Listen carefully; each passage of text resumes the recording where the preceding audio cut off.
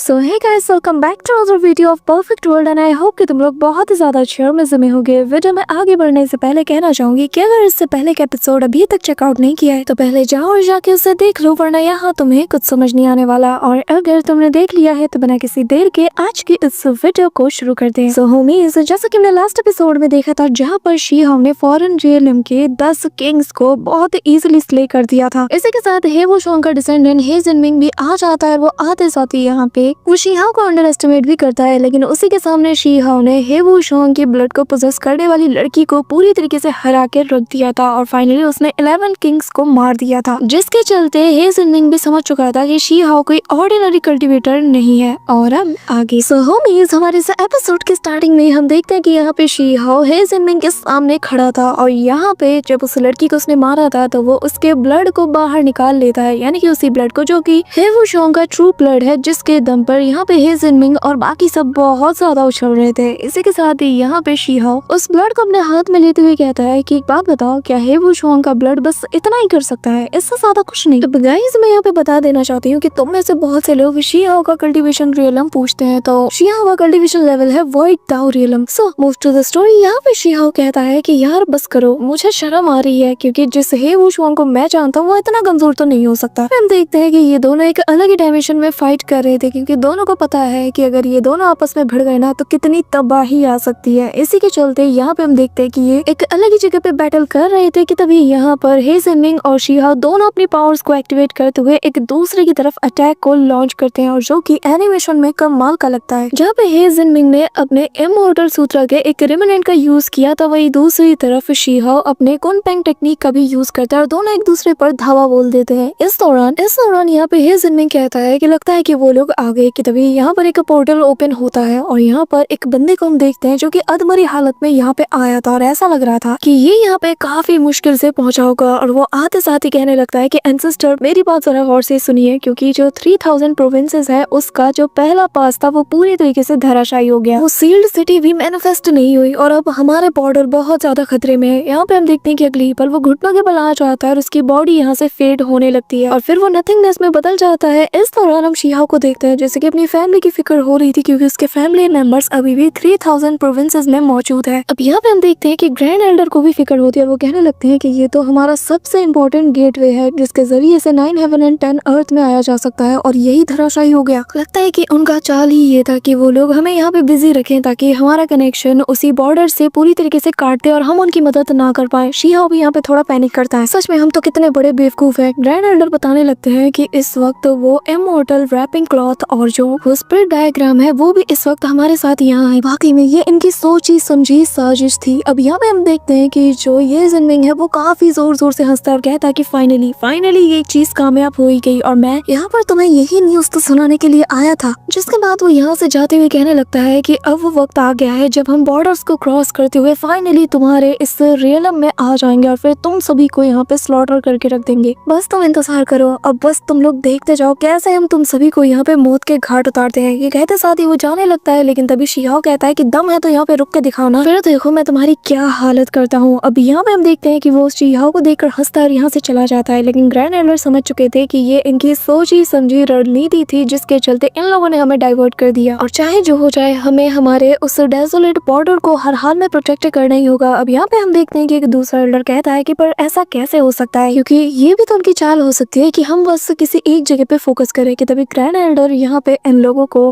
10 realm diagram और ancestral dragon horn देते हुए कहता है कि तुम लोग यहाँ से जाओ और जाकर उस जगह को प्रोटेक्ट करो, यहाँ पर बाकी सब कुछ हम संभाल लेंगे। यहाँ पे वो दोनों चीज स्केल्ड एकेडमी का एल्डर अपने हाथों में लेते साथ ही 9 हेवन एंड 10 अर्थ की टेलीपोर्टेशन फॉर्मेशन का यूज करते हुए पूरी रीइंफोर्समेंट को लेकर रवाना हो जाता है। इस दौरान इन्हें जाता हुआ देखकर ग्रैंड एल्डर से शी हाउ कहता है कि मैं भी इनके साथ जाना चाहता हूँ, क्या मुझे जाना चाहिए? मैं भी उनके साथ कंधे से कंधा मिलाकर लड़ना चाहता हूँ। जिस पे ग्रैंड एल्डर कहते हैं कि नहीं, तुम्हारी जरूरत तो वहाँ से ज्यादा यहाँ पे है, इसलिए तुम यहाँ पर मेरे साथ रहोगे। इसी के साथ हम देखते हैं कि बाकी सारे एल्डर्स भी यहाँ पे ग्रैंड एल्डर के सामने आ जाते हैं। यहाँ पे फैट गाय भी देखकर कहने लगता है कि ग्रैंड एल्डर क्या हम बस यहाँ पे चुपचाप डिफेंस में खड़े रहे? कि तभी वो बताने लगते हैं कि नहीं, यहाँ पर कुछ लोग हैं जिन्हें हमें निपटाना होगा। और तभी हम देखते हैं कि 5 घोंसले फिगर्स जो है वो यहाँ से गुजर रहे थे और इसकी बात सुनकर जोर जोर से हंसते और कहने लगते हैं कि जितना हमने सोचा था तुम उससे ज्यादा चालाक हो, वैसे यहाँ पर रुक कर भी तुम हमारा कुछ भी नहीं बिगाड़ सकते। अब अगले अगले ही पल हम देखते हैं कि जैसे ही ग्रैंड एल्डर की तरफ ये बढ़ते हैं तो ग्रैंड एल्डर एक जायंट सा पॉम अटैक इन पे कर देते हैं, जिसके चलते एक बड़ा सा एक्सप्लोजन होता है। और अगले ही पल यहाँ पे हमें एक बहुत बड़ा सा फ्लैग नजर आता है जो कि द सोल समनिंग सूत्र है। ये देखकर शी हाओ और ग्रैंड एल्डर समझ चुके हैं कि यहाँ पर ये किसी को रिजरेक्ट करने की कोशिश कर रहे हैं, क्योंकि इस एंशिएंट बैटल फील्ड में तुम जानते हो कि कौन मरा है, लेकिन इनका इरादा कुछ और ही था। ये तो यहाँ पर किसी पावरफुल बंदे को रिजरेक्ट करने के लिए अटेम्प्ट लेते हैं, लेकिन इस दौरान यहाँ पर हम देखते हैं कि स्पेस में क्रैक बन रहा था जिससे कि ये फॉरेन रियलम में झांक सकते थे, और तभी शियाओ भी अपनी पावर का यूज करते हुए उस क्रैक को और बड़ा कर देता। और यहाँ पे हम देखते हैं कि बहुत से लोग यहाँ पे अपने एंशिएंट एंसेस्टर का वेलकम कर रहे थे, जिसकी आई बॉल यहाँ पे मौजूद थी। और तभी हम यहाँ 3 एल्डर में से एक को देखते हैं जो कि यहाँ पे ग्रैंड एल्डर को देखकर हंसते हैं और कहते हैं कि तुम लोग लेट हो चुके हो, बहुत ज्यादा लेट, क्योंकि ये रिचुअल कंप्लीट हो चुका है। और अब वो चिल्लाते हुए अपने एंशिएंट एंसेस्टर लुओमू का वेलकम करते हैं। यहाँ पे हम देखते हैं कि उस आई बॉल के अंदर उसे एंशिएंट एंसेस्टर लुओमू की कुछ मेमोरीज को दिखाया जाता है, और बेसिकली ये फॉरेन लैंड का एक इमॉर्टल किंग है और इसकी सोल का छोटा सा हिस्सा उस आई बॉल के अंदर नजर आ रहा था। यहाँ पे हम देखते हैं कि ग्रैंड एल्डर जैसे ही इस लुओमू का नाम सुनते हैं और उसकी आंख को देखते हैं तो वो बताने लगते हैं कि ये वही बंदा है जो कि फॉरेन रियलम का एक एंशिएंट एंसेस्टर है, जिसने कि न जाने कितने सारी कत्लेआम मचाई थी उस एंशिएंट बैटलफील्ड में। और अगर ये लोग अपने एक ऐसे एंसेस्टर के रिमेनिंग सोल को जगाने की कोशिश कर रहे हैं तो जरूर से इनका पर्पस बहुत बड़ा होगा। और जब तक हमें इनके ट्रू इंटेंशन का पता नहीं चल जाता, बेहतर यही होगा कि कोई भी बिना सोचे समझे एक्ट नहीं करेगा, क्योंकि बॉर्डर पर हमारे डिफेंसिव टीम अभी तक नहीं पहुंची है। इस दौरान यहाँ पर ये जो एल्डर था ये अपने एंसेस्टर लुओमू से कहने लगता है कि एंसेस्टर प्लीज हमें एनलाइटमेंट कीजिए, हमें बताइए कि आखिर हम आगे क्या करें, हमें उस इंसान का नाम बताइए जिसने कि पास्ट में आपको स्ले किया था। अब यहाँ पे हम देखते हैं कि उसके एंसेस्टर की आवाज उस आई बॉल से आती है जो कि कहने लगता है कि जो कुछ भी हुआ था वो इसी एंशिएंट रियलम के बैटलफील्ड वाले एरिया में पूरी तरीके से सील्ड है,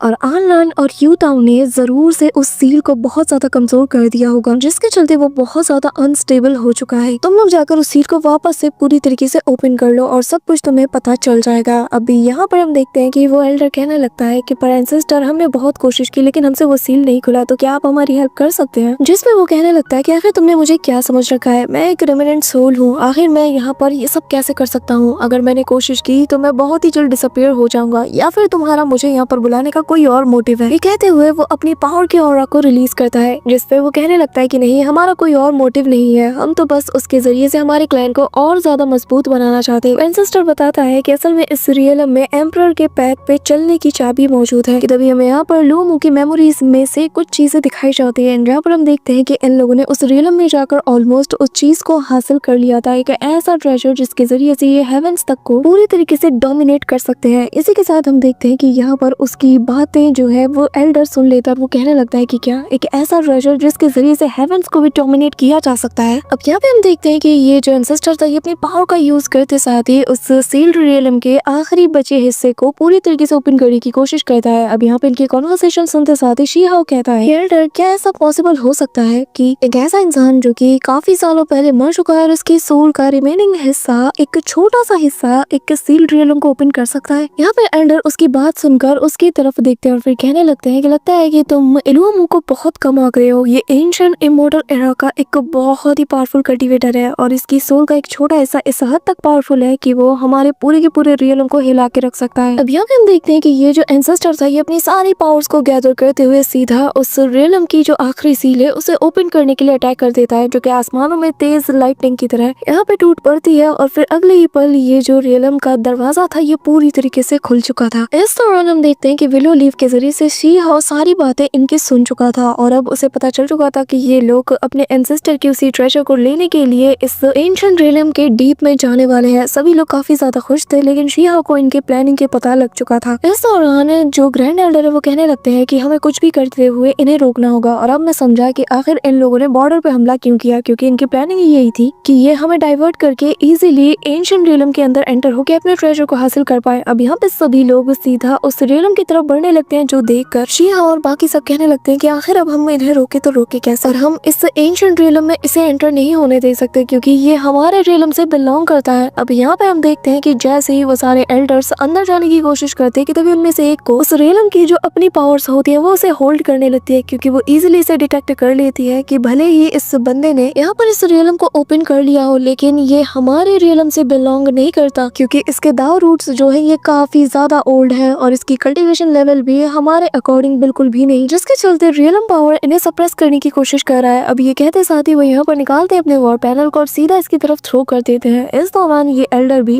काउंटर अटैक इनकी तरफ करता है और अगले ही यहाँ पर एक तेज एक्सप्लोजन होता है, जिसके साथ यहाँ पर इस एक्सप्लोजन के इम्पैक्ट के चलते यहाँ पर वो जो सील्ड रियलम जो कि ओपन हुआ था उसके अंदर से इमॉर्टल ब्लड बाहर आता है कि तभी इसे देखते साथ ही दूसरा एल्डर यहाँ पे एक फर्नेस को निकालते साथ ही उस ब्लड को रिफाइन करना चाहता था ताकि वो अपने एंसेस्टर की हेल्प कर पाए, लेकिन यहाँ पर ये ब्लड इतना ज्यादा खतरनाक था कि उसका जो फर्नेस था वो तो डिस्ट्रॉय हो जाता है, साथ ही यहाँ पर काफी सारे लोग इस एक्सप्लोजन के चलते मारे जाते हैं। अब हेज़नमिंग भी अपने पावर का यूज करके बाकी सारे लोगों की जान यहाँ पे बचाने की कोशिश करता है, क्योंकि ये जो एंशिएंट इमॉर्टल ब्लड था ये किसी लावा की तरह इनकी बॉडी को जला रहा था। वहीं दूसरी तरफ अब हम देखते हैं कि फैट गाय एल्डर से कहने लगता है कि क्यों ना हम भी इसके अंदर जाए, हमें भी यहाँ पर कुछ ना कुछ तो मिल ही जाएगा। अब जो सुनकर ग्रैंड एल्डर डिसाइड करते हैं कि वो खुद ही जाएंगे तो वो आगे बढ़ने लगते हैं, लेकिन तभी यहाँ पे शीहाओ आते साथ ही उन्हें अपनी स्वॉर्ड को देते हुए कहता है कि मैं जानता हूँ कि वहाँ जाना जरूरी है, लेकिन मैं ये भी जानता हूँ कि वहाँ पर काफी ज्यादा खतरा हो सकता है। ऐसा भी हो सकता है कि वहाँ पे कुछ ऐसे लॉस हो जो कि हमारे मामूली स्पेल से ना तोड़ पाए, इसलिए मैं चाहता हूँ कि आप मेरी स्वॉर्ड को रख लें। अब यहाँ पे एल्डर उसे अपने पास रख लेते हैं। अब यहाँ पे फैट गाय साथ चलने की जिद करता है, लेकिन एल्डर सभी को यहाँ पर एक सेफ्टी बैरियर में रखते हुए आगे बढ़ जाता है। इस दौरान वो खुद को प्रोटेक्ट करने के लिए वो जो वॉर बैनर था उसे आगे कर देता है, जो कि यहाँ पर इमॉर्टल के ब्लड्स को अपने अंदर अब्सॉर्ब करके अपनी पावर को और ज्यादा स्ट्रेंथन कर रहा था। शिया को देखते हैं जो कि इस ब्लड को देखते साथ ही कहने लगता है कि अगर इतना सारा ब्लड जो है बाहर की तरफ आ रहा है सिर्फ एक छोटे से क्रैक के ओपन होने से, तो अंदर क्या ही ब्लड बात हुआ होगा। इस दौरान हम देखते हैं कि जो फॉरेन रियलम का एल्डर होता है वो यहाँ पर इस फर्नेस की मदद से अब सभी को अंदर ले जाता है। तभी यहाँ पर ग्रैंड एल्डर के लगाए गए उस बैरियर के चलते अब शिया और बाकी सब लोग भी उसके अंदर एंटर हो जाते हैं, जहाँ पे इनका सामना आते साथ ही एक फीनिक्स करती है जो कि यहाँ पर इनके ऊपर उसी इमॉर्टल ब्लड को कंट्रोल करते हुए अटैक कर देती है। लेकिन तभी हेज़नमिंग निकालता है अपना रिफाइनिंग पॉट और यहाँ मौजूद सारे के सारे ब्लड को अब्सॉर्ब करके रिफाइन करने का ट्राई करता है और कहता है कि अगर यहाँ पर ये हमें इस ब्लड के जरिए से मारना चाहती है तो फिर मैं भी इसी ब्लड के जरिए से और ज्यादा स्ट्रॉन्ग बनूंगा। यहाँ पे हेज़नमिंग को लग रहा था कि ये काम बहुत ही इजीली होगा, लेकिन उसके होश तब उड़ जाते हैं जब वो नोटिस करता है कि यहाँ पर उसके जो आर्टिफैक्ट्स हैं वो भी इस प्रेशर के चलते सप्रेस हो रहे हैं, जिसके चलते वो इन ब्लड को अब्सॉर्ब ही नहीं कर पाता। इस दौरान हम देखते हैं कि वो फीनिक्स उड़ते हुए आते साथ ही सीधा यहाँ पर सारे ब्लड को कंट्रोल करना शुरू कर देती है और तभी यहाँ उस ब्लड में से दो बीस्ट बाहर आते हैं, जिनमें से एक बहुत बड़ा सा राइनो होता है और दूसरा एक ब्लडी मिस्ट वाला फीनिक्स था। और यहाँ पे हम देखते हैं कि इतना पावरफुल प्रेशर रिलीज होता है कि जो दो फॉरेन रियलम के कल्टीवेटर्स थे वो लोग तो इस अफरा तफरी के चलते इस बैरियर से ही बाहर आ जाते हैं, जिसके चलते ऑन द स्पॉट यहाँ पर वो फीनिक्स इनकी जान ले लेती है और अगले ही पल यहाँ पर वो अपने पावर्स का यूज करते हुए यहाँ पर ह्यूमन शेप लेते हुए बाकी सब पर भी हमला कर देती है। लेकिन यहाँ पर ग्रैंड एल्डर इमीडिएटली उसी बैटल बैनर को बाहर निकालता है, जिसके चलते उसके अटैक को तो ब्लॉक करता है, लेकिन अगले ही पल यहाँ पे जो हमारे ग्रैंड एल्डर है वो यहाँ शी-हाओ की स्वॉर्ड को निकालते साथ ही एक स्लैश अटैक में इसको खत्म कर देते हैं। यहाँ पे ग्रैंड एल्डर को ये बात समझ नहीं आ रही थी कि आखिर उन्हीं के इस इमॉर्टल रियलम के जितने ये बीस्ट है ये इन पे अटैक क्यों कर रहे हैं। इस दौरान हम देखते हैं कि माहौल यहाँ का और ज्यादा गर्माने लगता है। इस दौरान वो जो दूसरा बीस्ट था वो आते साथ ही इनके फर्नेस पे टूट पड़ता है कि तभी यहाँ पे ग्रैंड एल्डर जो है वो अपने अटैक से उस फीनिक्स को और ज्यादा इंजर्ड कर देता है कि तभी यहाँ पर दनादन इन सब पे अटैक्स होने लगते हैं। अब यहाँ पे हम देखते हैं कि ये जो फीनिक्स था ये बहुत ज्यादा इंजर्ड हो जाता है, जिसके चलते अब सभी लोग प्लान करते हैं कि चलो इसे ट्रैप करके इसे हम अपना बना लेते हैं। तो यहाँ पे हम देखते हैं कि हेज़नमिंग समेत तो सभी लोग उसके पीछे पड़ जाते हैं। अब यहाँ पे ग्रैंड एल्डर भी अपने लोगों से कहते हैं कि चाहे जो हो जाए, जो चीज हमारे रियलम से बिलोंग करती है वो हम फॉरेन रियलम के हाथ में नहीं लगने दे सकते। मैं जानता हूँ कि ये जो स्पिरिचुअल बीस्ट है ये हमें पहचानता है, लेकिन इसके अंदर एविल एनर्जी कुछ ज्यादा ही आ चुकी है, जिसके चलते ये सही और गलत का फर्क नहीं कर पा रहा। चाहे जो हो जाए, जो हमारा रियलम का है हम उसे इनके हाथों लगने तो नहीं दे सकते। यहाँ पे हम दो कोई उनको देखते हैं, वो फील कर पाता है कि उसकी ब्लड लाइन में भी सेम डिफरेंट टाइप की दो एनर्जीज फ्लोट कर रही है। इस दौरान सभी लोग उस फीनिक्स का पीछा करते हैं, लेकिन तभी यहाँ पर फॉरेन रियलम का एक बंदा उस पर स्लैश अटैक करता है, लेकिन तब तक वो काफी आगे निकल चुकी थी और यहाँ पर जब वो स्टोन पिलर्स को आगे क्रॉस करता है तो सारे पिलर्स यहाँ पे एक्टिवेट हो जाते हैं और तभी उसके किए गए अटैक के चलते यहाँ पे इतना बड़ा एक्सप्लोजन होता है कि यहाँ पर सभी को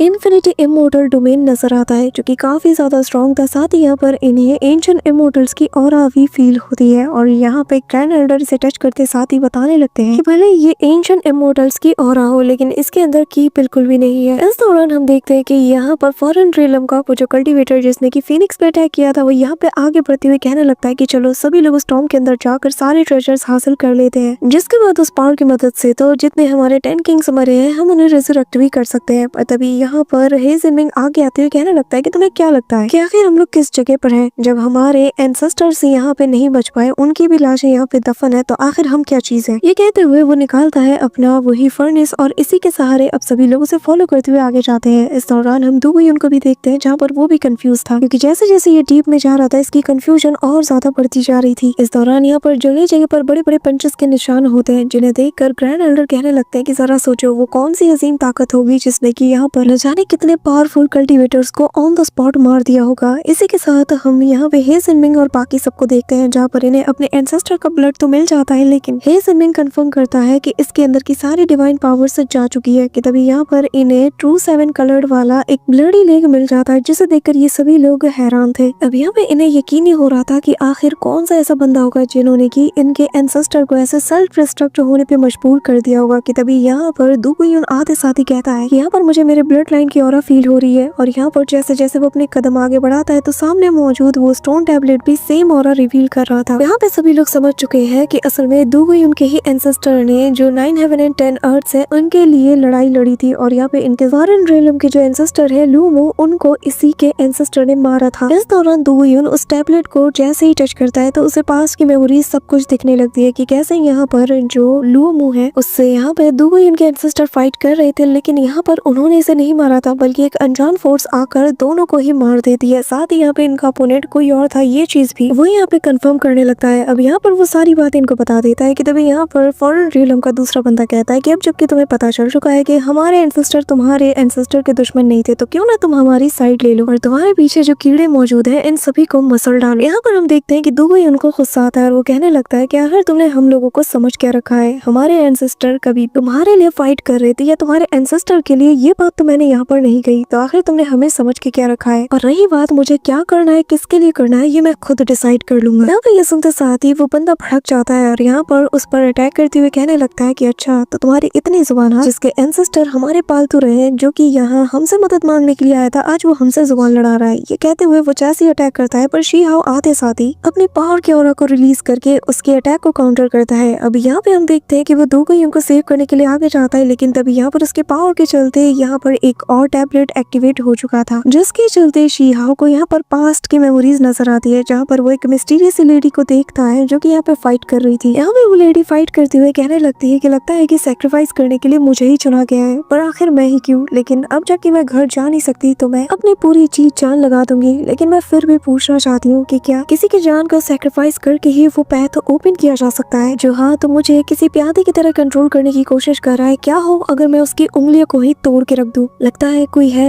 जो कि सारी मुश्किलों को पार करके यहाँ पर आने वाला है और शायद जिसके आने से रीइंकार्नेशन साइकिल भी रुक जाए। इस दौरान यहाँ पर तेज लहरें उठती है पानी की जो कि शी हाओ को अपने अंदर संभाल लेती है। अब शी हाओ इन सारी चीजों को रिकॉल करते हुए कहता है कि आखिर मैंने अभी भी क्या देखा, ये लेडी कौन थी और एंसेस्टर लूमो से इसका क्या लेना देना था? कि तभी यहाँ पर शी हाओ को उसी म्यूजिक की आवाज सुनाई देती है जिसके चलते वो वापस से रियलिटी में आ जाता है। So that's it for today guys. I hope कि तुम सबको आज की वीडियो काफी ज्यादा पसंद आई होगी। अगर हाँ तो वीडियो को लाइक करना, चैनल पे नए हो तो सब्सक्राइब करना। मिलते हैं नेक्स्ट वीडियो में, तब तक के लिए बाय।